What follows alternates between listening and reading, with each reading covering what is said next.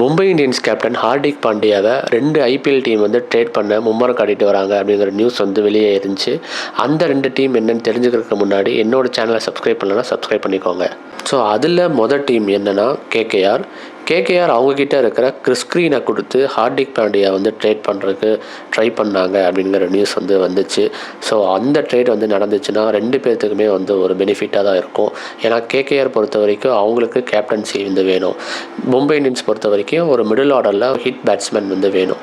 So இந்த trade நடந்துச்சுன்னா 2 டீமுக்கு பெனிஃபிட் தான். ஸோ அது நடக்குமா இல்லையா அப்படிங்கிறத பொறுத்துன்னு தான் பார்ப்போம். செகண்ட் டீம் என்ன டீம் தான் ராஜஸ்தான் ராயல்ஸ். எந்த பிளேயர் அப்படின்னு மாதிரி உங்களுக்கு சொன்னால் உங்களுக்கு ரொம்பவே ஷாக் ஆயிரும். ஸோ யார் அந்த பிளேயர்னால் யசஸ்வி ஜெய்ஸ்வால் தான். ராஜஸ்தான் பொறுத்த வரைக்கும் ரியான் பராக் தான் வந்து இப்போ கேப்டன்லேருந்து இருக்கார். ஸோ வந்து ஜெய்ஸ்வாலுக்கு வந்துட்டு கேப்டன்சி கிடைக்குமா அப்படிங்கிறது டவுட்டு தான். ஸோ மும்பை இந்தியன்ஸ்க்கு வந்து அவரை ட்ரேட் பண்ணால் மும்பை இந்தியன்ஸ் வந்து கேப்டன்சி தரதுக்கு ரொம்பவே அதிகமாக வாய்ப்பு இருக்கும். ஸோ இந்த ட்ரேட் நடந்தாலுமே வந்து 2 டீமுக்கும் பெனிஃபிட் தான். ஸோ இந்த ட்ரேட் வந்து எது வந்து நடக்கும் அப்படிங்கிறத கமெண்ட் செக்ஷனில் கமெண்ட் பண்ணுங்கள்.